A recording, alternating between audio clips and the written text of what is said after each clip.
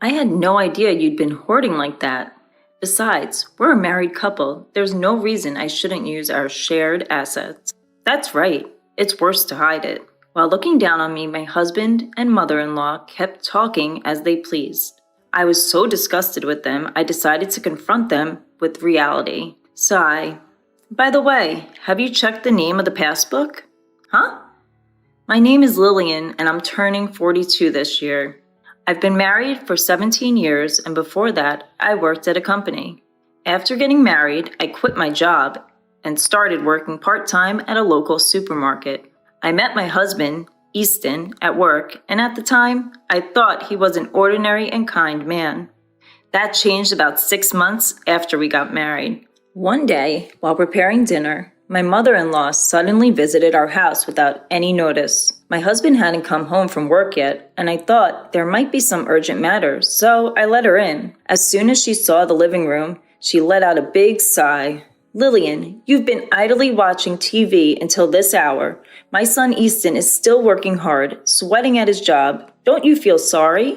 Yes? I did have the TV on, but until a moment ago, I'd been preparing dinner in the kitchen.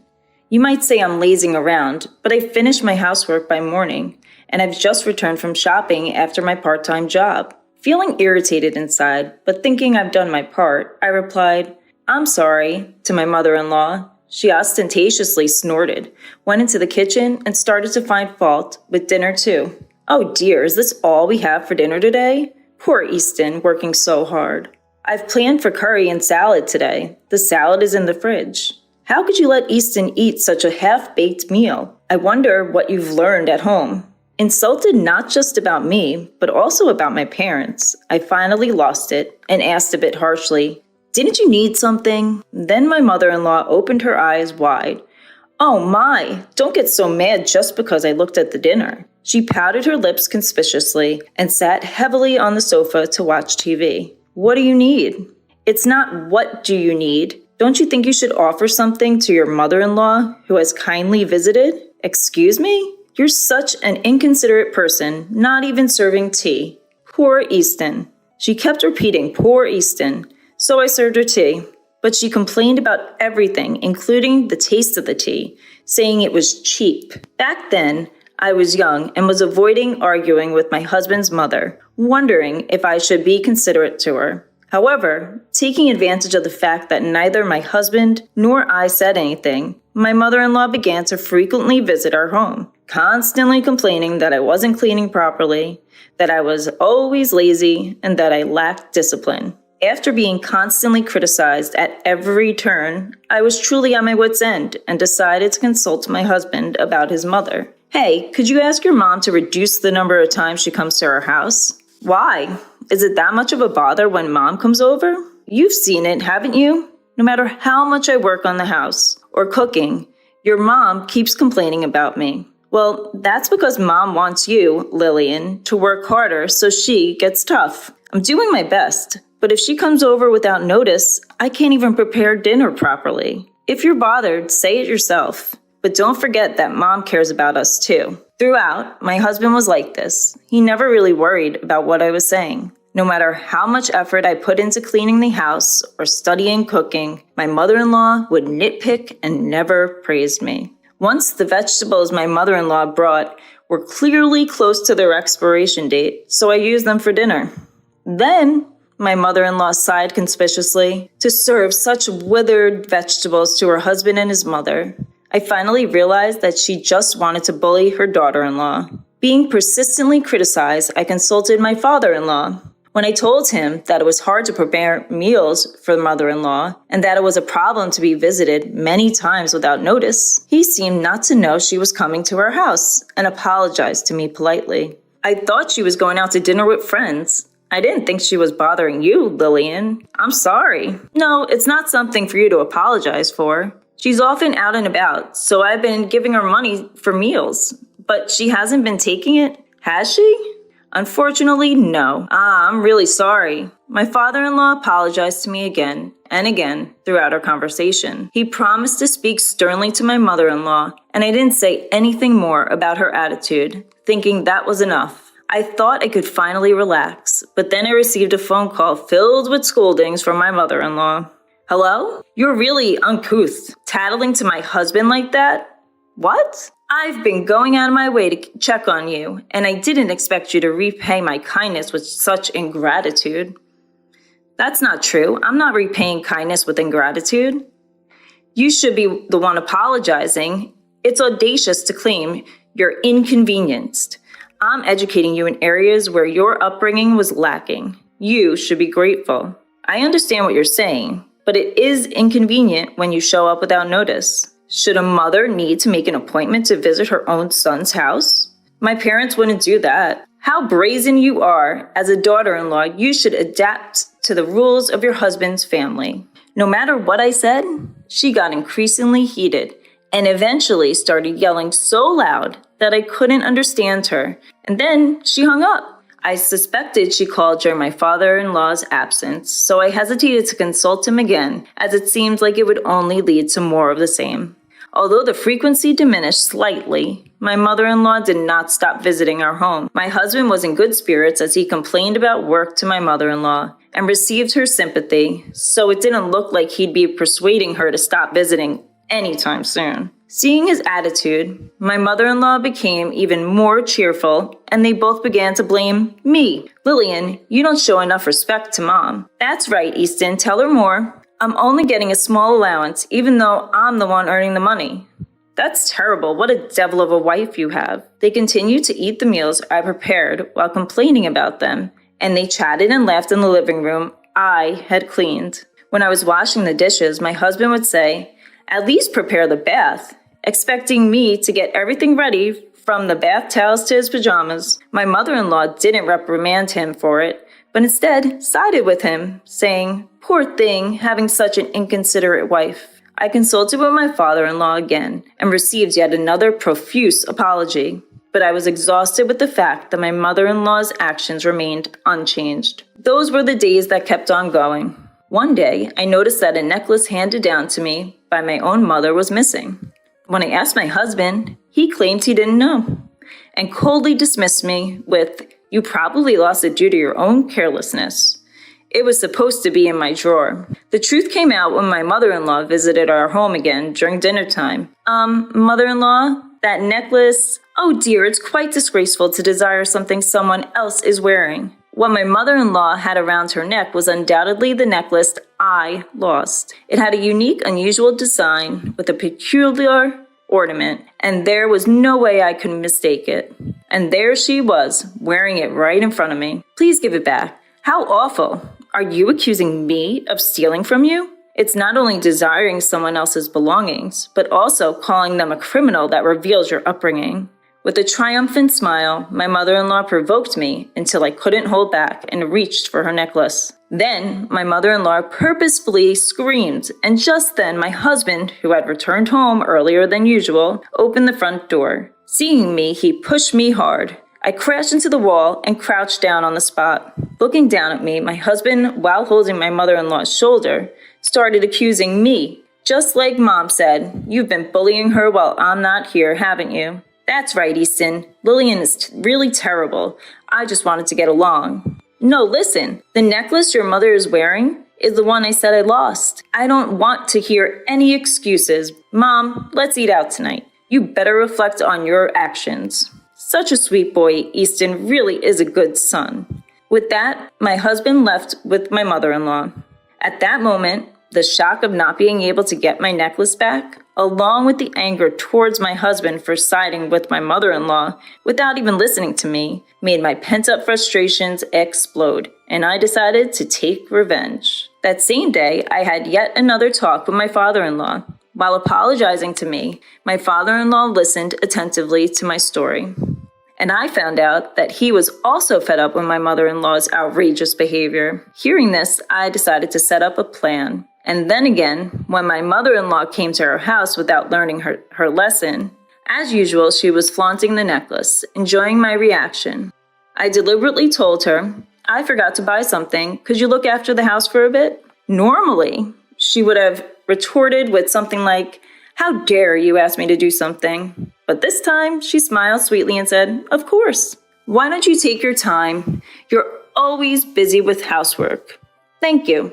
I'll be back in about 30 minutes. With that, I left my mother-in-law at home and went out. Alone in the supermarket parking lot, I held my pounding heart, as if testing the malice of those close to me.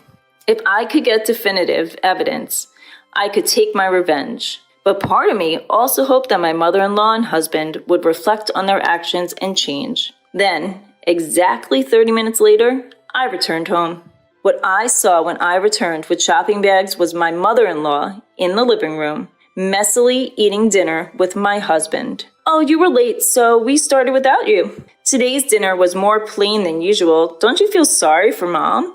But I asked mother-in-law to watch the house because I forgot to buy something. No more excuses. Be careful next time. Seeing my husband act even more arrogant because of my mother-in-law's presence, I couldn't help but sigh. Looking at the pot, with only bits of vegetables left, I felt more disgusted than angry at my husband, who didn't even think to leave some food for me.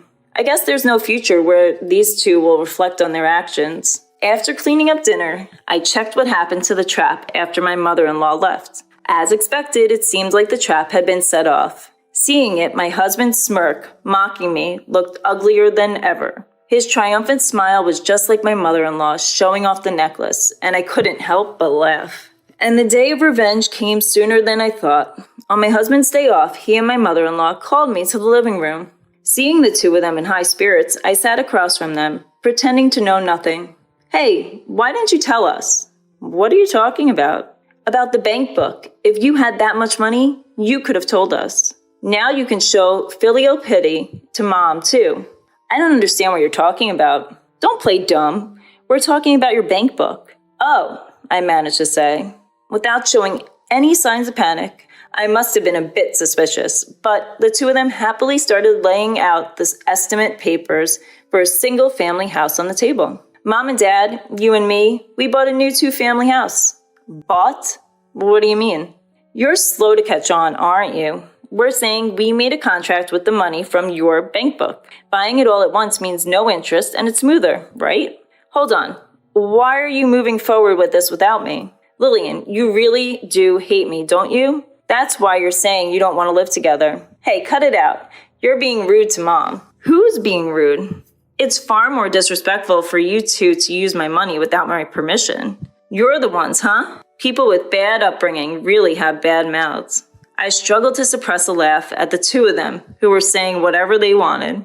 There was a part of me that was amazed at how terrible I had become, but my resolve to take revenge never wavered because it was these two who had made me this way. We found a perfect newly built property for sale, so we've already signed the contract. No matter what you say, it's too late now. Anyway, I didn't know you were saving up that much. Besides, we're married, so there's no reason for you to complain about using our shared property. That's right, it's worse to hide it. By the way, did you check the name on the bank book? Huh? The two of them froze at my words. Seeing that, I finally couldn't hold back and burst into laughter. The two of them peered at the name on the bank book and then looked at me with faces drained of blood. What the hell is this? It's exactly what you're seeing. Why is it our person's name? I never said it was my bank book. So what does that mean? You stole Dad's bank book? You thief. Who's the thief? You went out of your way to pry open a locked drawer and took it. But you were hiding it so carefully. Oh, so it's okay to steal things that your daughter-in-law treasures? I guess that's how you were raised, mother-in-law. Don't talk back to Mom. You should watch your mouth. Do you know why father-in-law gave this to me? Why, you say? I heard from father-in-law about the reason mother-in-law has been spending so much money lately. You two took a vacation while taking time off from work, didn't you? Well, it seems you told the company whatever you wanted as the reason for taking time off. Like I had a fever or went back to my parents' home. I got a call from the department head and he was speechless when I told him the truth. Huh? Finally realizing their predicament, the two exchanged troubled glances. But I had no intention of forgiving them over something like this. While we were silent, the doorbell conveniently rang. When I went to the entrance and brought the visitor into the living room, the two let out a small scream. When my mother-in-law came to our house, I had contacted my father-in-law. Why are you here? I've told you countless times not to cause trouble for Lillian. But there are no buts. When will you two start behaving properly? Dad, she had your bank book, and so what are you calling her she for? I didn't raise you to be so rude.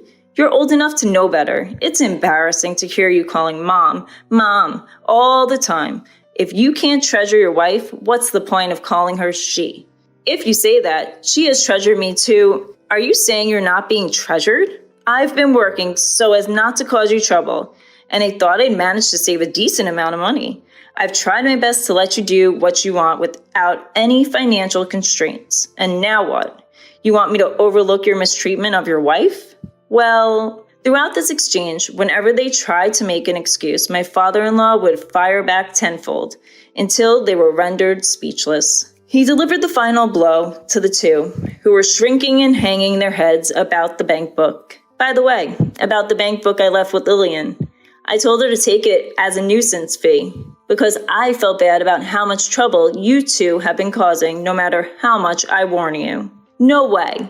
And you two, after stealing that money, even bought a house. What more should I do for you?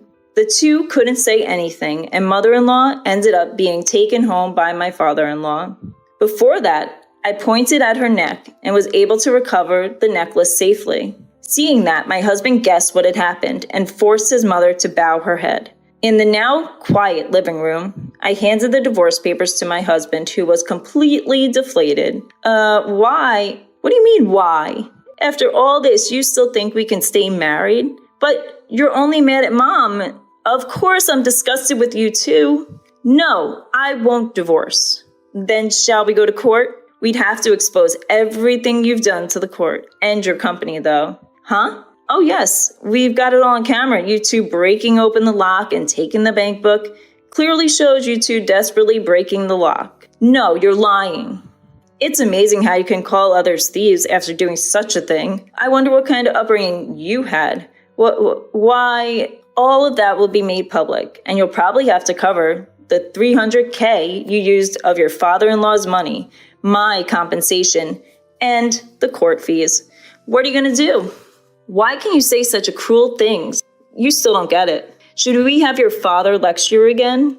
I accepted the divorce papers from my dejected husband and finally became a free woman. As for the $300K I received from my father-in-law, I decided to accept it again as a nuisance and consolation fee for my ex-husband and ex-mother-in-law. The two of them, under my father-in-law's supervision, had to work their fingers to the bone to repay him a total of 60 million yen. Once, I received an email from my ex-husband to a free email address seeming to ask for a reconciliation, but I ignored and deleted it. Thanks to being free from my source of stress, my health has improved, and I'm spending my time freely with the money I received from my father-in-law.